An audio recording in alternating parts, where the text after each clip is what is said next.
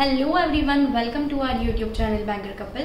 काफ़ी टाइम से आप लोग आरबीआई असिस्टेंट का जो जनरल अवेयरनेस सेक्शन है उसकी स्ट्रेटेजी पूछ रहे थे कि किस तरीके से जनरल अवेयरनेस के लिए हम आरबीआई असिस्टेंट के लिए प्रिपेयर करें। तो आज इस वीडियो में मैं आपसे वन बाय वन सारी चीज़ें डिस्कस करूंगी। इसके क्या क्या पढ़ना चाहिए, आपको कितने मंथ्स के पढ़ने चाहिए, किस तरीके से करंट अफेयर्स पढ़ना चाहिए और बाकी जितनी भी चीज़ें कि पेपर का लेवल कैसा आता है जनरल अवेयरनेस वाला, ये सारी चीज़ें हम डिस्कस करेंगे। तो देखिए, सबसे पहले अभी आरबीआई असिस्टेंट का भी प्रीलिम्स होगा और उसके बाद मेंस होगा। तो बहुत सारे लोग ये सोचते हैं कि अभी पहले प्रीलिम्स तो देख लें, अगर होगा तो फिर मेंस की तैयारी करेंगे। तो ये चीज़ आप बिल्कुल ना करें। आपको जिस दिन से नोटिफिकेशन आया था उस दिन से स्टार्ट कर देना चाहिए था। जिसने नहीं किया है अभी भी आपके पास टाइम है, जनरल अवेयरनेस आप स्टार्ट कर दें। सबसे पहली चीज़ आपको उसके लिए ये करनी है कि जो डेली की क्विजेस होती है या मॉर्निंग में आप कोई भी वीडियो देख सकते हैं। यूट्यूब पे बहुत सारे फ्री वीडियोस अवेलेबल है जहां से आप डेली का जो करंट अफेयर्स है वो देख सकते हैं। उसके बाद डेली की क्विज आपको लगानी है। जब डेली क्विज आपकी हो जाएगी तो उसके बाद आप कहीं से भी वीकली, मंथली, ये जितने भी पीडीएफ्स आते हैं वो भी देख सकते हैं। तो ये चीजें आपको लास्ट 6 मंथ्स की करनी ही करनी है। अगर लास्ट 6 मंथ्स की आप नहीं कर पा रहे हैं तो आप फिर भी लास्ट 4 मंथ्स का जरूर करें। उसके बाद अगर टाइम है तो फिर बचे हुए 2 मंथ्स का कर लें। लेकिन 6 मंथ्स का अगर करके जाएंगे तो फिर ये कि जितने भी क्वेश्चंस आएंगे वो उससे बाहर के आना मुश्किल है। आपके मैक्सिमम कवर हो जाएगा अगर आप लास्ट 6 मंथ्स का करेंगे। और अभी गाइडलीज के लिए एक बहुत ही अच्छा स्पेशल करंट अफेयर्स कॉम्बो लेके आया है। उसमें मुझे बहुत अच्छा लगा कि 2-3 चीजें आपको कॉम्बो में मिल जाएंगी। स्मार्ट क्विज भी है, आप देख सकते हैं डिटेल्स की क्या क्या रहेगा। एक ऑप्टिमम सीए है और एक करंट अफेयर्स का कैप्सूल है। कैप्सूल बहुत इंपॉर्टेंट होता है किसी भी एग्जाम के करंट अफेयर्स के लिए। और अभी जो आईबीपीएस क्लर्क आया था उसका जो मेंस हुआ था, तो जो गाइडली का कैप्सूल है उसमें से 39 क्वेश्चंस आए थे आउट ऑफ 50। तो ये बहुत ही अच्छा रेशो है। और अगर आप आरबीआई के लिए भी तैयारी कर रहे हैं या फिर आईबीपीएस या किसी के लिए भी, तो आप ये कोर्स चेक कर सकते हैं सिर्फ 299 रुपीज में। और हमारा कूपन कोड अगर JAN12 लगाएंगे तो आपको एडिशनल डिस्काउंट मिलेगा। अब देखिए, इसमें आपको वीकली, मंथली और डेली क्विज तो करनी ही करनी है। साथ में आपको जो आरबीआई की वेबसाइट है ये आपको कहीं भी किसी भी पीडीएफ में नहीं मिलेगा। ये मैं आपको अलग से बता रही हूँ कि आरबीआई का स्पेशली जब एग्जाम होता है तो उसमें जो करंट अफेयर्स होता है वहां पर आरबीआई के जो सर्क्यूलर्स आरबीआई निकालता है वो आपको उनकी वेबसाइट पर जाकर मिल जाएंगे। तो आरबीआई के जो लास्ट 6 मंथ्स के अगर कुछ इंपॉर्टेंट सर्क्यूलर्स हैं तो वो जरूर देख ले। उन सर्क्यूलर्स में से कई बार क्वेश्चंस बन जाते हैं। उसके अलावा ये तो करंट अफेयर्स की बात हो गई। इसके अलावा स्टैटिक भी आता है आरबीआई में।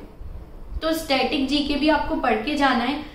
कहीं से भी कुछ भी आएगा, कोई फेमस प्लेस पूछ सकते हैं कि ये कहाँ लोकेटेड है, या फिर अभी जितना भी जो रिसेंट में चल रहा है उसको रिलेट करके स्टैटिक क्वेश्चन बन जाते हैं। स्पेशली बैंकिंग से फाइनेंशियल अवेयरनेस आपको अच्छे से पढ़ना है। जैसे किसी बैंक का कोई नया चेयरमैन अपॉइंट हुआ है या किसी बैंक में कुछ नया चेंज हुआ है, आरबीआई में कुछ नया चेंज हुआ है, एसबीआई में अगर हुआ है, तो इससे रिलेटेड जो क्वेश्चन है वो आरबीआई असिस्टेंट के पेपर में ज्यादा बनते हैं। इसके अलावा जो आरबीआई असिस्टेंट का जो जीए आता है वो थोड़ा सा डिफिकल्ट आता है in comparison to other exams. उसका लेवल जो है वो थोड़ा हाई रहता है और उसमें जो मेजॉरिटी ऑफ क्वेश्चंस रहते हैं वो आरबीआई से ज्यादा पूछे जाते हैं। तो आप इतने सारे जब आप पढ़ेंगे ना, अलग कोई लोग 2 सोर्सेस से भी पढ़ते हैं, कोई 3 सोर्सेस से भी पढ़ते हैं, तो मैं आपको यही सजेस्ट करूंगी कि आप सिंगल सोर्स चूज कीजिए। और अगर आपको लग रहा है कि आपके पास टाइम है तो आप कोई 2 सोर्सेस उठा सकते हैं। अगर एक जगह आपका मिस हो गया तो आप दूसरे से कवर कर लेंगे। लेकिन इतना सारा पढ़ने के बाद भी ये जरूरी नहीं है कि एग्जाम में आपको 40 में से 30 अबव क्वेश्चंस बन जाए, क्योंकि जो लेवल है वो इजी नहीं आता है। मेरे साथ सेम केस हुआ था जब मैंने एग्जाम दिया था। तो मैंने ऑलमोस्ट सारा करंट अफेयर्स, जीके सब कुछ मैं पढ़ के गई थी, लेकिन मैं डीप में पढ़ के नहीं गई थी। मैंने ऊपर से तो सारा पढ़ लिया था, लेकिन उस टाइम क्या हुआ कि बहुत डीप में क्वेश्चंस पूछे गए। कोई न्यूज थी, मुझे ये तो लग रहा था कि ये मेरा पढ़ा हुआ है, लेकिन जो क्वेश्चन आया था वो पढ़ा हुआ नहीं था। तो उसके लिए आप, अगर आपके पास अभी टाइम है तो आप थोड़ा डीप में पढ़ने की कोशिश करें। और एग्जाम में आपके साथ भी ऐसा हो सकता है कि 40 में से आपको लगे कि आपको तो 15 से 20 क्वेश्चन ही आ रहे हैं, बाकी क्वेश्चंस बन नहीं रहे। ऐसा लग रहा है कि पढ़ा तो है लेकिन जो क्वेश्चन पूछा है वो आपको नहीं आ रहा है। तो अगर ऐसा आपके साथ एग्जाम में होता है तो ज्यादा अटेम्प्ट करने की कोशिश ना करें। जो मैंने की थी, मैंने क्या किया था कि जब मुझे लगा कि मैंने इतना कुछ पढ़ा है और मुझसे क्वेश्चंस नहीं बन रहे हैं तो मैंने तुक्के मार दिए, और उसके कारण मेरा सेक्शनल कट ऑफ क्लियर नहीं हो पाया। जबकि जो सेक्शनल कट ऑफ होता है वो 14 होता है, 14। तो आपको 14 मार्क्स लाने हैं 40 में से। तो 40 में से 14 मार्क्स कोई भी इजीली ला सकता है अगर उसने 6 मंथ्स का करंट अफेयर्स पढ़ा है। लेकिन आपको वहां पर ये नहीं सोचना है कि मुझे तो 14 ही क्वेश्चंस बन रहे हैं। आपको जितना बन रहा है उतना टिक करके आ जाओ, उससे आपका at least sectional cut off clear हो जाएगा। नहीं तो कई बार क्या होता है कि आप तुक्के मार देते हो, अब किसी का लक अच्छा होता है तो उसका सही हो जाता है, किसी का लक खराब होगा तो उसके सारे तुक्के गलत हो जाएंगे। तो ये सारी चीजें अगर एग्जाम में नहीं करोगे तो इतना भी पढ़ के जाओगे तो 20 मार्क्स आप ला सकते हो। ज्यादा लाने की कोशिश मत करो, क्योंकि बहुत कम लोग मैंने देखे, हमने 4 लोगों का इंटरव्यू लिया है जो आरबीआई असिस्टेंट में सिलेक्ट हुए हैं, और उनमें से बहुत कम है जिसके 30 अबव भी मार्क्स आए हो करंट अफेयर्स में या जनरल अवेयरनेस वाले पोर्शन में। तो ये चीज आप मत देखो। उसका भी सिलेक्शन हुआ है जिसको 18 से 20 मार्क्स आए थे। तो बाकी सब्जेक्ट्स में आप कवर कर सकते हो अपने मार्क्स।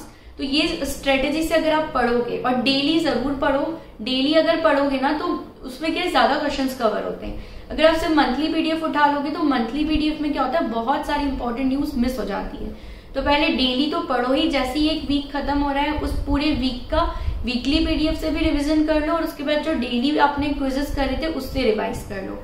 जब पूरा एक मंथ खत्म होगा तो फिर आप पूरे जो आपने 30 डेज के डेली वाले पढ़े उससे भी रिवाइज करो, फिर वीकली से भी रिवाइज करो, और फिर किसी भी आप मंथली पीडीएफ उठा लो और उससे रिवाइज कर लो। तो इस तरीके से आप पढ़ोगे तो आपका बिल्कुल अच्छे से ये वाला सेक्शन प्रिपेयर हो जाएगा। अगर इससे रिलेटेड और भी कुछ डाउट्स हो, और इंग्लिश लैंग्वेज और कंप्यूटर अवेयरनेस की स्ट्रेटेजी मैंने ऑलरेडी शेयर की है, वो भी आप जाकर चेक कर सकते हैं। Thank you so much for watching this video and don't forget to like, share and subscribe our YouTube channel.